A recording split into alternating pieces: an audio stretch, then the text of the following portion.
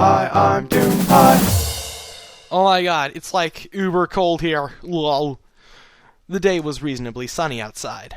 Birds danced about in the air, flowers in full bloom, and all the trees were proudly displaying their colors. I watched the clouds gently drift overhead as I walked down the street. Not being in any particular hurry worked well for me in this sense. I was able to keep my legs and hooves going all the right directions, and I blended in better with passing ponies. Regardless of my blending, of course, I still heard hushed whispers as I passed. Usually they involved either my flank or talk of cutie marks directly. Sighing, I tried not to pay them any heed, as I considered names. I had to call myself something, after all. Regardless, there were only 2 ponies I had yet to introduce myself to out of Twilight's 5 friends. Blushing, I considered Fluttershy and thought better of it. In my current state of comfort with my nakedness, there was liable to be an accident which would embarrass both of us. Ugh. That left only one choice. Finally arriving, I stood in front of a small door to the Carousel Boutique. Rarity apparently owned this establishment, from what I had heard, held herself highly respectable. Less chance of accidents, I assume. Bracing myself, I knocked lightly on her door. As I waited, I contemplated how to greet a pony like her. She was one of the elements of harmony, after all, and held herself in more of a regal light. I'd have to try and remember my manners and politeness. Didn't want to screw up this first impression after all my prior mistakes. The door opened, and I bowed politely in an instant. "Good afternoon, miss. I was told I could meet you here," I greeted, as properly as I could muster. I was a little more than nervous. There was a little giggling instead, and I raised my head curiously. A light gray filly with a purple and pink mane greeted me instead. Oh, Sweetie Belle," I re-greeted, recalling her from before. "You remember me! Yay! I'm Rarity's little sister. Are you looking for her?" she asked, giving me a warm smile. I nodded and smiled back. "Yeah, I'm trying to get to know ponies, so I figured I'd start with those Twilight was already friends with. It's, well, easier for me," I tried to explain. "You mean safer, right? Friends of a nice pony are more likely to be nice and less likely to think I'm a nut." I chastised myself for the white lie. Sweetie Belle nodded immediately. "It makes sense. I'm sorry for my friends chasing you the other day, by the way," she offered, turning and leading me back into the house. "Don't worry about it. I wasn't exactly in the best mindset anyway. I wouldn't have run otherwise," I explained.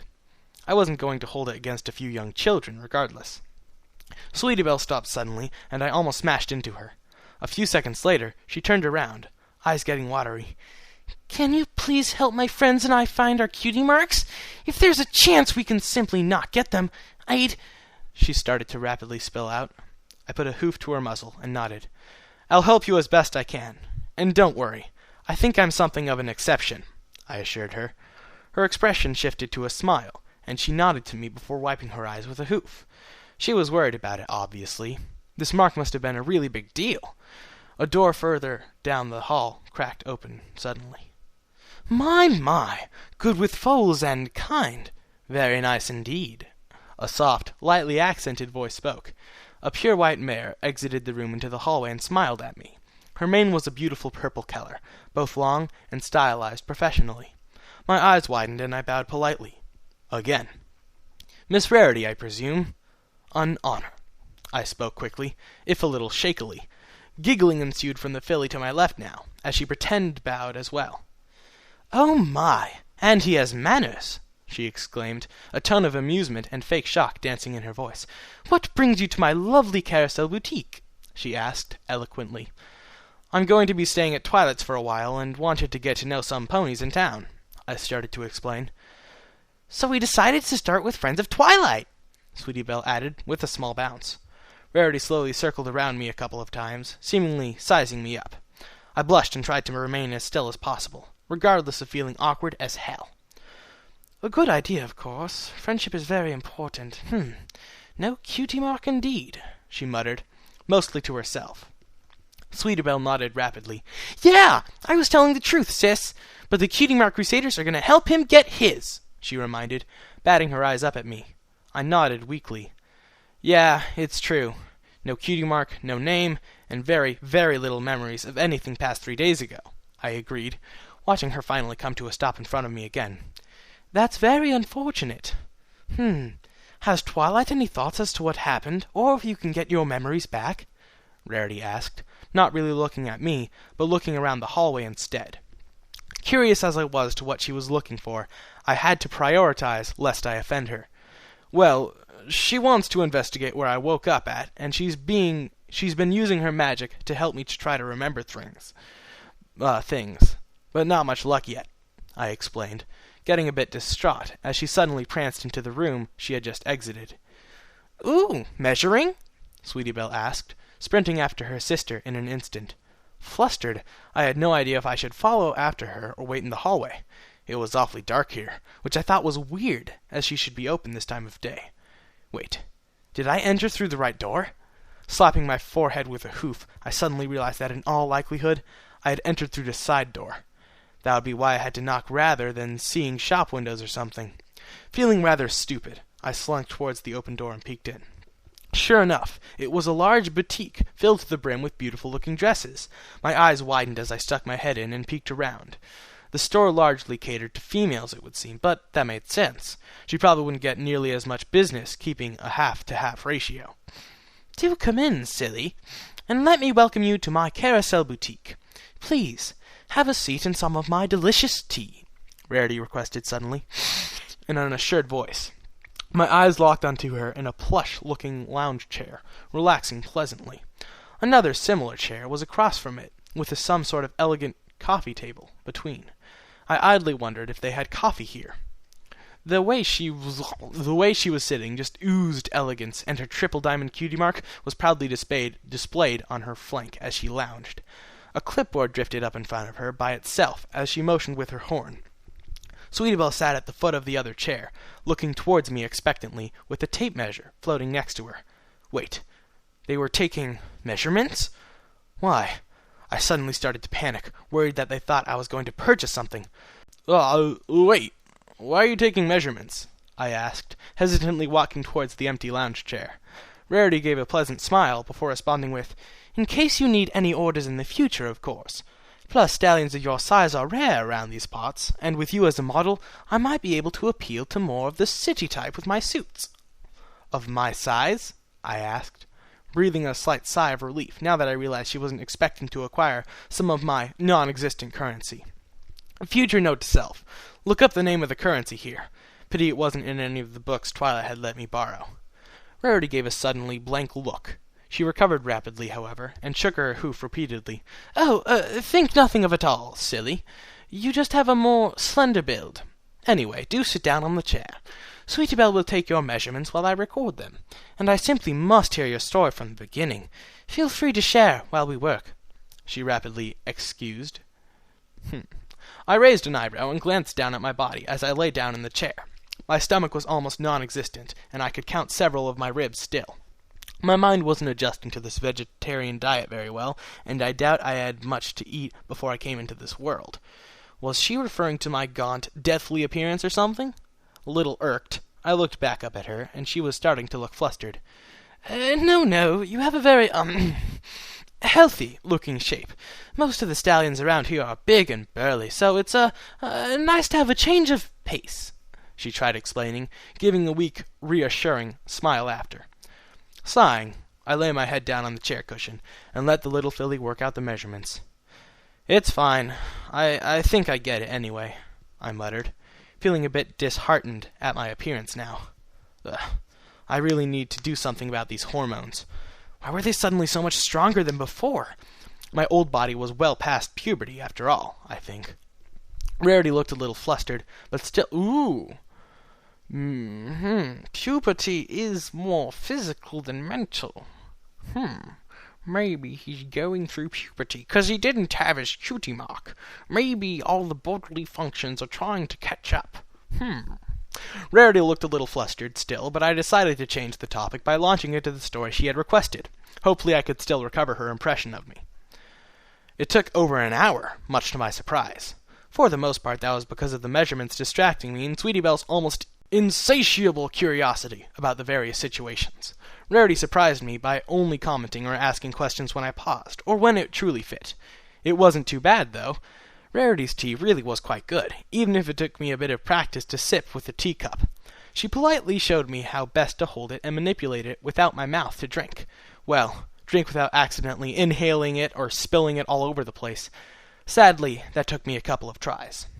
The measuring was done long before my story was concluded, but both Mare and Philly listened intently to the very end. The attention and focus made me feel kind of awkward, but not in a bad way. Rarity must have noticed my blush towards the end and raised an eyebrow. "My, you have either a bit of a blush or are terribly uncomfortable about something," she concluded, still wearing her pleasant smile. Chuckling, I shook my head. "Well, no, I'm just not used to this kind of attention. I don't remember what my life was like before, but I have a feeling I was never really the focus of attention," I explained. "Aw, but your story was interesting. I wanted to pay attention," Sweetie Belle reassured, smiling happily. Rarity nodded, adding, "Indeed. You needn't be humble, although it is a praiseworthy attribute. You must stand out, however. I think you'd look amazing in a lightly tapered dress coat. Something simple with a solid coloring. Maybe some gemstone buttons to offset, even." My eyes widened. "Gemstones?" I swallowed painfully. "As much as your assurance is appreciated, I don't think I'll have enough currency any time in the near future to purchase something as amazing as these clothes." "The quality looks far, far out of my budget," I muttered, gesturing around myself at all the colorful clothing and dresses adorning the stands and walls. Rarity's eyes widened momentarily, but she recovered very quickly and almost seemed to puff up. "My, you certainly know how to give a mare compliments. You almost look like you didn't realize you're doing it," she praised, looking amused. I blinked in confusion, unsure of what she was talking about. Compliment? My empty pockets and lack of employment was depressing, not really something to be celebrated at this level, and this level of expertise was way out of my budget. Rarity stared blankly at me for a few seconds, suddenly matching my confused expression. Then a light blush drifted onto her cheeks. "Oh, you didn't realize that was a compliment," she corrected gently. "Uh-oh. Did I screw up again? I'm sorry, Miss Rarity. If I offended, I didn't mean to," I rapidly apologized, bowing my head gently. "Oh, no, there's no reason to apologize. That just means that you were being truthful instead of striving to compliment. That's much, much better," she reassured, smiling again then. Sweetie Belle giggled and sat up on the floor next to my lounge chair. "Oh, and her currency is called bits," she added. How would Sweetie Belle know what currency is?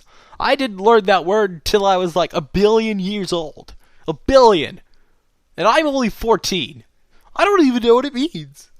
My mind momentarily lagged out until I remembered that I had said currency a little while back. "Oh, thank you, Sweetie Belle," I replied, smiling as I glanced down at her. "Oh, yes, thank you, dear sister. I'd momentarily forgotten that he likely didn't know that," Rarity added, also smiling at her. She looked proud as punch and puffed up on the floor. For a moment, I noticed she looked a lot like Rarity when she did that. I nodded weakly, wishing I could read more books on the subjects I was missing. It was weird, but being a fully grown adult, but having next to no information about the world around me, I just wish I knew all of the basics. It gets frustrating not knowing what every pony else takes as general knowledge, I muttered, looking around her shop still.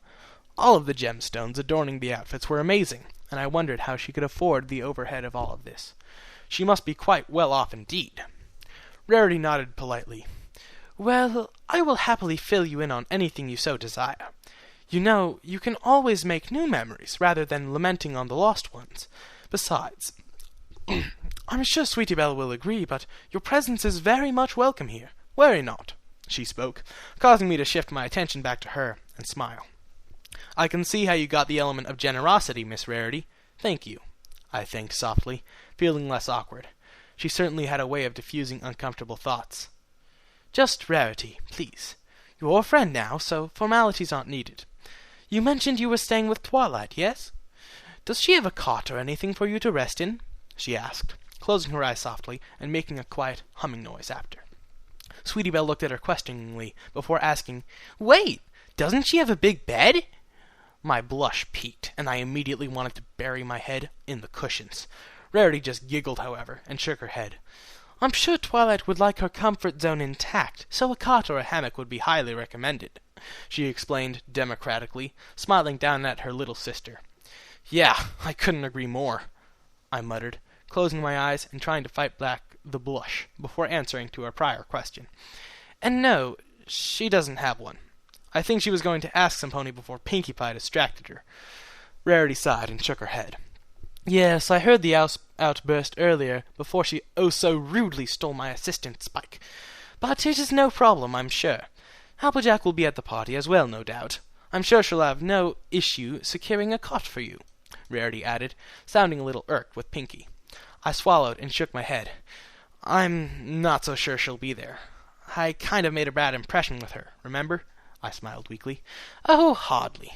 Applejack might be stubborn sometime, but she's an honest, hard-working pony who trusts her friends, Rarity argued, frowning at the implication. She seems to be nervous that I did something to her sister, I informed, unsure of what to believe exactly. This was the second pony who thought I was worried for nothing, and I didn't think it was a good idea to jump to more conclusions. Sweetie Belle looked shocked, however. Hey, you didn't do anything to Apple Bloom.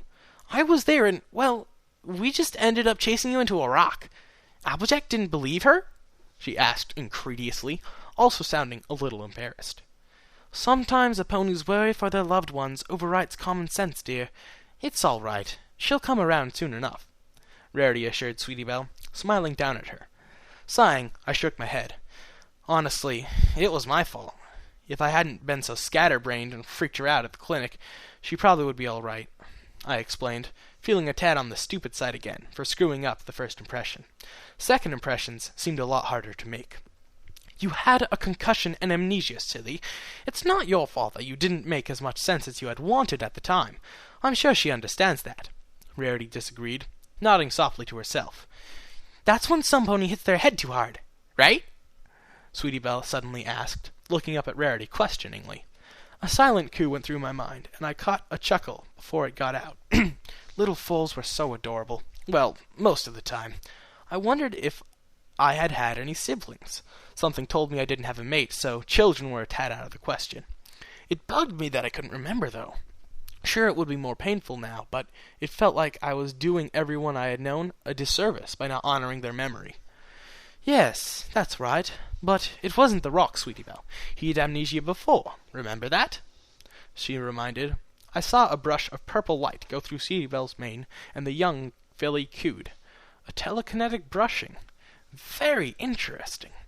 Sweetie Belle nodded softly, after opening her eyes again to half-lidded state.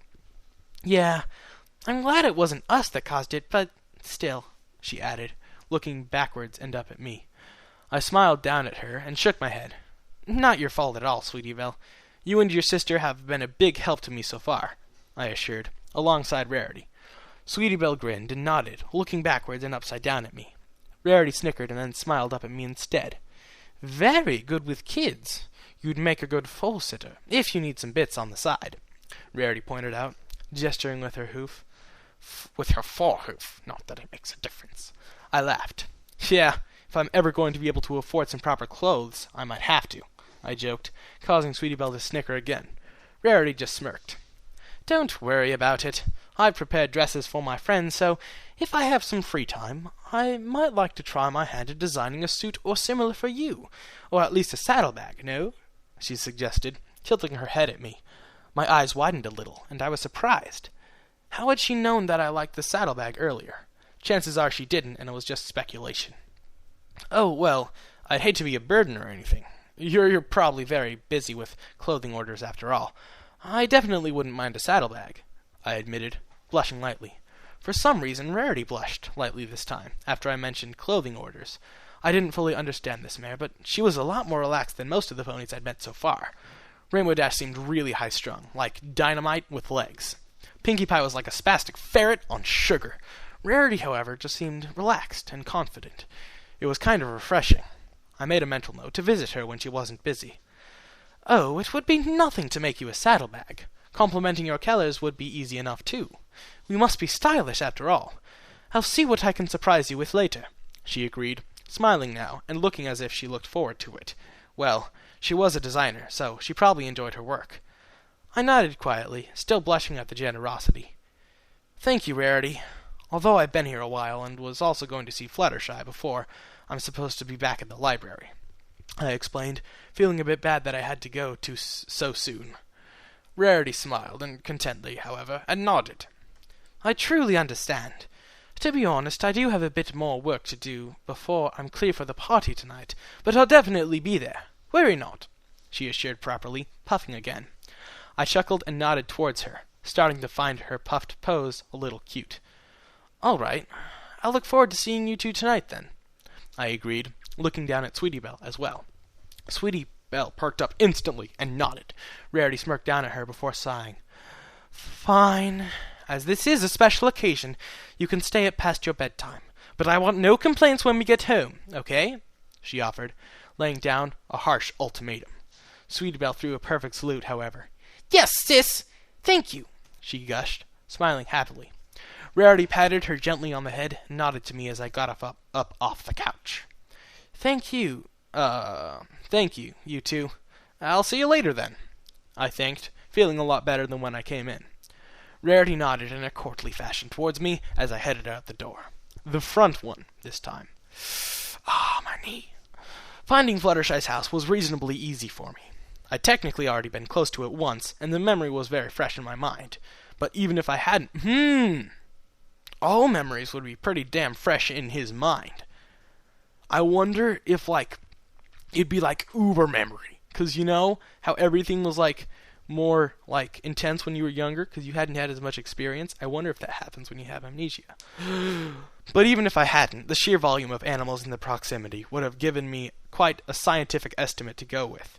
Walking quietly along the path, I stopped to sniff at several of the flowers along the path.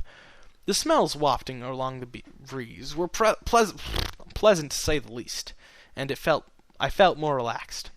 I couldn't tell if it was because of the smells directly, or if the visit with Rarity had been more therapeutic than I had thought. There was a light tickling sensation, and I sneezed suddenly, knocking myself off my yet untrained feet and landing on my rear. I rubbed my nose with my right forehoof and sighed. Walking was still a little bit of a challenge. I didn't trip often, but I still wasn't exactly the most stable thing to grace the landscape. Standing up again, I used my tail to dust off my rear and continued down the path. It was difficult to ignore the small squirrel in the tree. That almost sounded like it was laughing at me. Were all of these animals largely sentient here? There didn't seem to be much in the way of natural predators at all, and I wondered at the state of their ecosystem. Still, I wasn't exactly trained in those matters, so I had to let the thought go. I was still surprised that the majority of the animals paid little to no heed to my presence. Maybe they were used to ponies being gentle and not doing anything to them. Or yet again, it might be some sort of proximity to her that does it. I noticed a huge amount of birds near her house, seemingly content with chirping amidst themselves. Walking up to the door, I noticed them stop and watch me, quietly as if unsure of my being here. Trying not to get nervous again, I quietly knocked on Fluttershy's door. Moments passed uneventfully. I yawned, suddenly a little sapped of energy after all of my walking and looking up towards the sky tentatively. She was a Pegasus, right? Maybe she was out and flying about and whatnot. Did she have weather duties too, like Rainbow Dash? My eyes locked onto a rogue cloud suddenly, and I frowned. What was that? I lowered my eyelids and looked closer, shadowing out the sun with my left forehoof.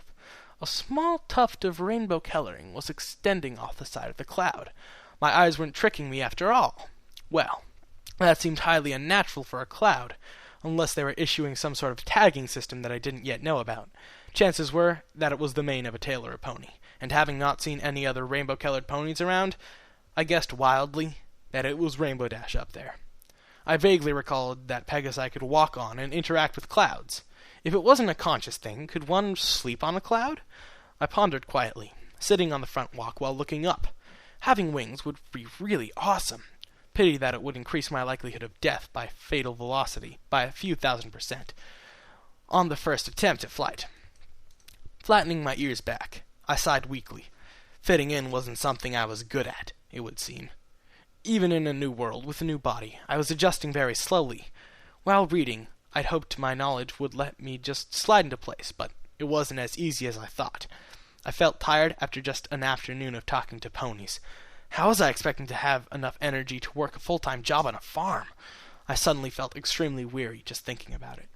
There was an abrupt There was abruptly a sharp intake of breath from somewhere to my left. Huh? Turning over and looking over my left shoulder, I noticed a very lovely creature looking towards me. Her yellow coat shone brightly in the sunlight, and her pink mane and tail accented her shape very nicely.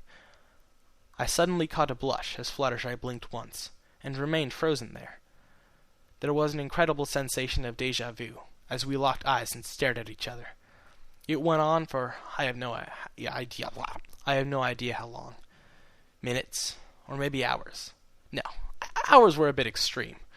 I think I would have noticed the sudden hunger I'd undoubtedly get and the light shift from the sun. I like this guy. He's pointing out minutes or hours is kind of stupid. Eventually, her eyes softened a little, and she thawed, stepping out of her prior frozen appearance mid-stride. Slowly, I rotated into my sitting position to face her, still eye-locked. She didn't even seem to blink, as she continued watching me carefully. Her pose was more relaxed now, however, and she gently, yet fluidly, sat down on her haunches, tilting her head somewhat.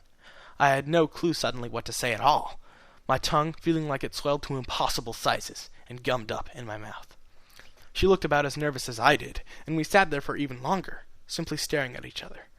Her sky-blue eyes were so soft and gentle-looking, and I caught myself starting to get a heat to my cheeks, as I couldn't look away. The gentle slope of her mane, the tender tucking of her feathered wings against her sides, and even the way her tail curled around her flank as she sat there. It was all so graceful, radiating a gentleness that I hadn't seen before.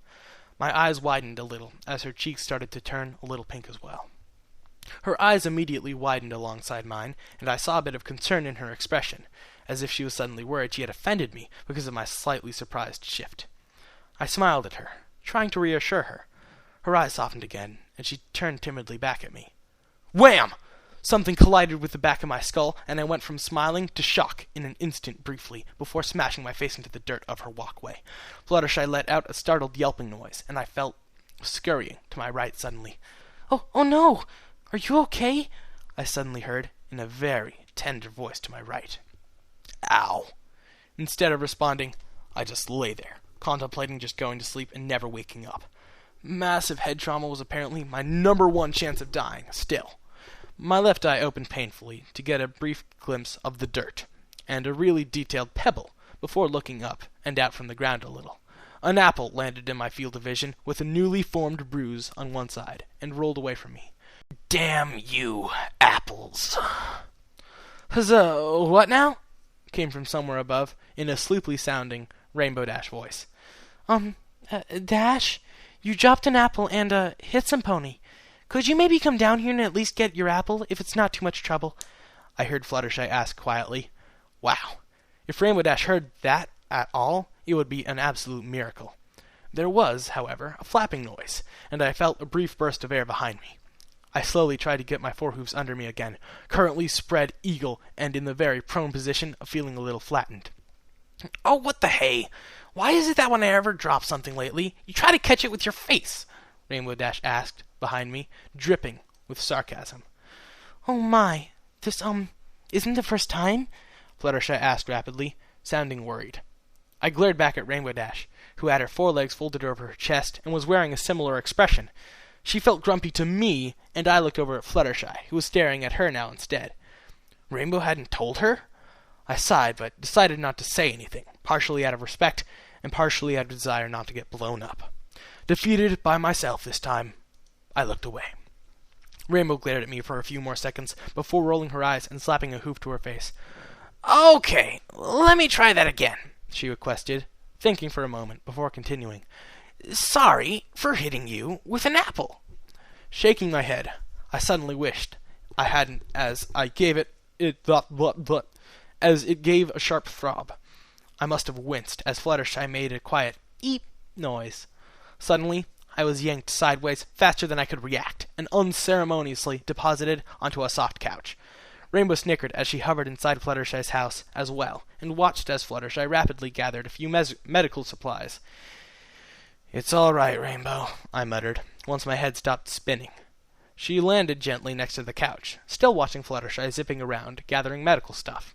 I didn't actually feel all that bad, except for my headache. You should totally stop trying to catch things with your head, though, she reminded, winking at me.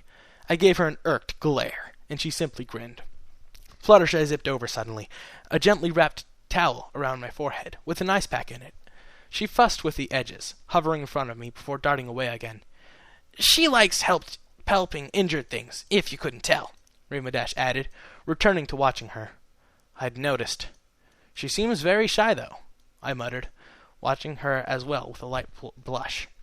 Rainbow Dash shook her head. "Normally she's a lot worse than this, but you aren't exactly the most intimidating pony, so I guess it's easier for her," she offered.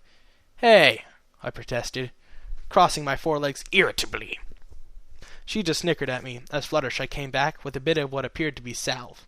She carefully slid up the cold pack and bandage and applied some to the new bruise I imagined I had on the side of my head. "Now, just hold still, please. You'll feel better in no time," she assured quietly, smiling at me.